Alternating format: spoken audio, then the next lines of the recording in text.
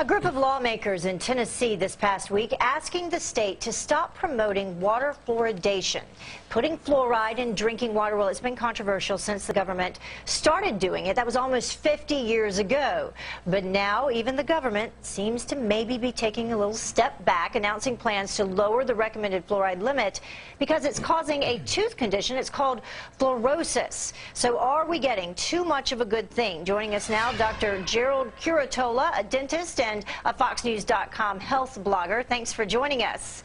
My pleasure. And we'll call you Dr. Jerry from now on through the conversation. So is this study, is it a big surprise to dentists?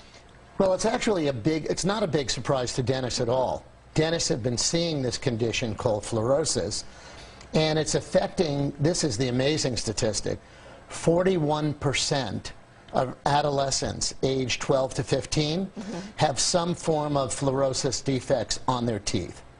And this, ironically, makes the enamel of the teeth weaker, not stronger, as fluorosis affects hardness and makes them more prone to cavities, which fluoride was really, in the beginning, there to prevent. So let's take a look at some pictures. We have some pictures that some of our viewers may find just a little bit disturbing, but what are we looking at? Well, this would be considered a condition. The first picture was mild fluorosis. This is more severe fluorosis, and so you could see that the edges, the incisal edges of the teeth are decaying and defective, and it really is a condition which causes not just a cosmetic defect, but a defect to the hardness of the teeth and the health of the teeth. I was going to ask you the next question. I mean, what are some of the other risks associated with that?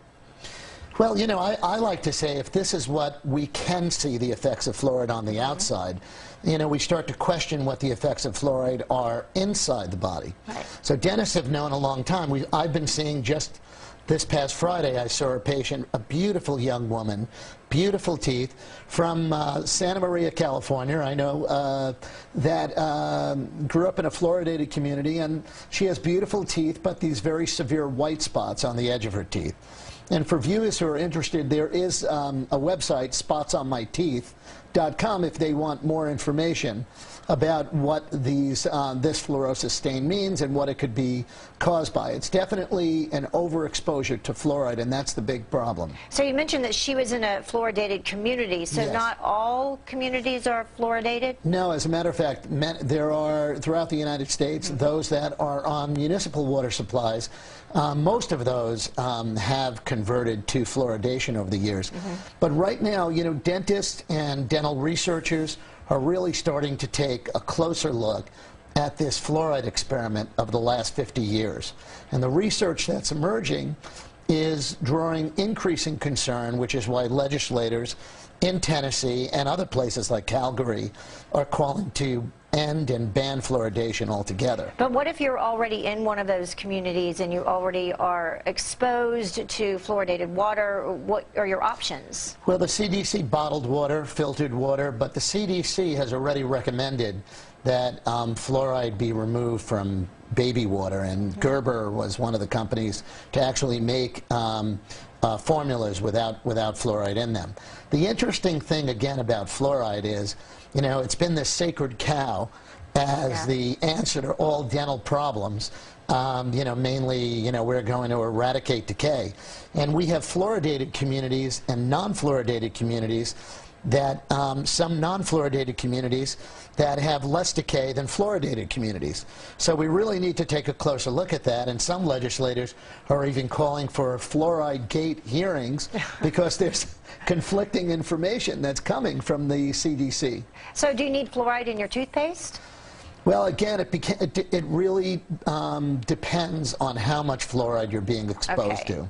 So the really biggest problem of all of this is how do you know how much you're getting? And we used to think it was too much of a good thing, and now there are increasing numbers of dentists that are wondering if this was a good thing at all. Okay, well, the jury is still out then. Thank you so much for joining us, Dr. Jerry, joining us to talk about fluorosis. Good stuff. Who knew? Is there such a thing as non-fluoridated toothpaste? Yes, there is. Really? Yes, there is. Because every time I go to the grocery store, fluoride. Well, they have the baking soda. Oh, you did? Okay. Oh, that's great. Actually, I use a homeopathic form of fluoride that uses fluoride minerals without the toxicity of the chemical fluoride. All right, good stuff. A lot of people don't realize because fluoride's in toothpaste, they put a poison warning. Yeah, we learned something today. All right. Thank you. I was going to say Santa Marina, but you were from San Marino, California. San Marino. Right. But it was fluoridated. Santa Maria. Back in the 50s and the 60s, yeah. Absolutely. Thanks, guys. Thanks so much. Great to see you.